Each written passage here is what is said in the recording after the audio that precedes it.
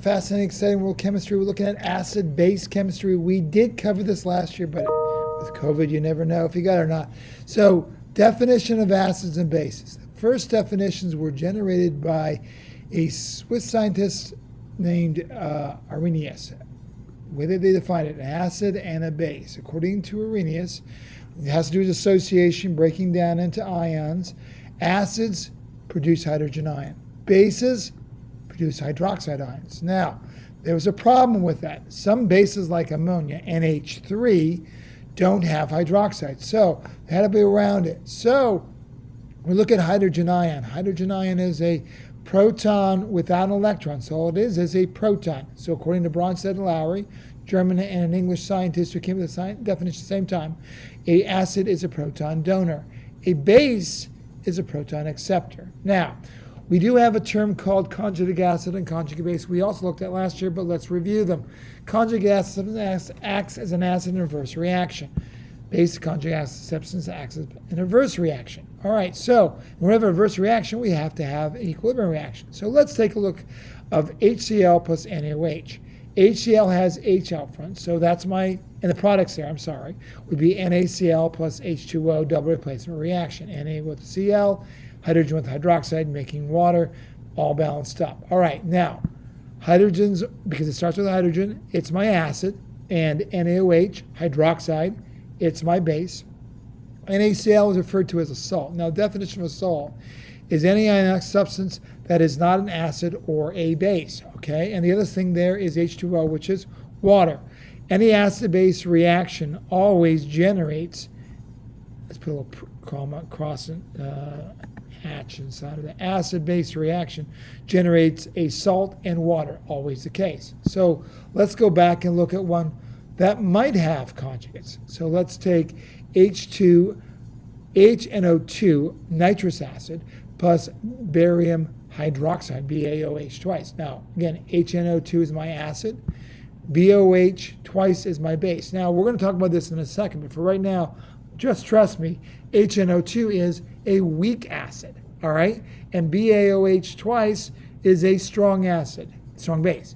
If one or either of them are weak, in this case the acid is weak, we get equilibrium. When we generate a rate process, then Ba is going to go with NO2, and oxidation number is barium plus 2, nitrates minus 1, so we get BaNO2 twice. You have the product H with OH, we get H2O, again BaNO2, an ionic substance, not an acid or base, and balance it up. I forgot to do that, I'm sorry. That's my salt, that's my water. Now, going backwards, which is going to act as the acid? Well, which one has hydrogen? Only the water. 99.9999% of the time, water is my conjugate acid, which means that my salt is going to be my conjugate base. Let's try to look at another one. Na2CO3 sodium carbonate with hydrofluoric acid, HF. Na2CO3 is my base because HF, H starts with an hydrogen, it's my acid. Sodium carbonate is a weak base. Again, we'll talk about that in a second. HF is a strong acid. One or both are weak, therefore it's in equilibrium. We get NaF, sodium with fluoride, and HCO3, but oxidation number is hydrogens plus 1, carbonates minus 2. It's H2CO3. But Mr. Fenner, you said you have form of salt plus water.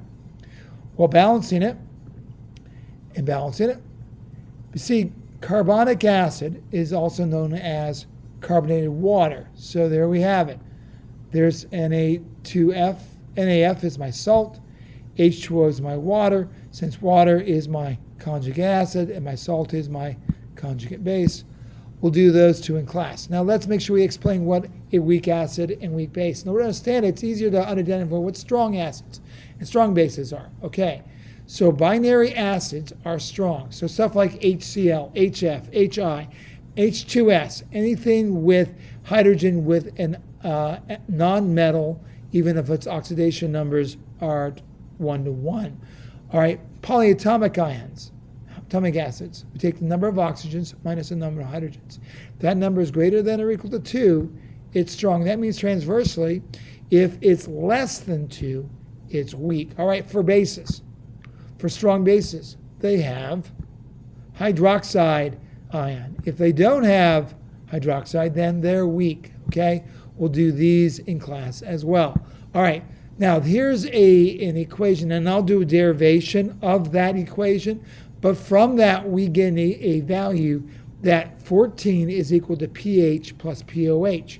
We also can identify that pH is a measure of acidity, pOH is a measure of alkalinity, so how acid or how much of a base is based on pH or pOH, and that pH is equal to negative log of hydrogen ion, pOH is equal to negative log of hydroxide ion, hydrogen ion is equal to 10 to the minus pH, hydroxide ion is equal to 10 to the minus pOH. We'll do this one in class. I don't want to waste the time. We've gone through it long enough, and it isn't that difficult to do, and we'll do this one in class as well. Hopefully this wasn't too bad. Take care. Be good.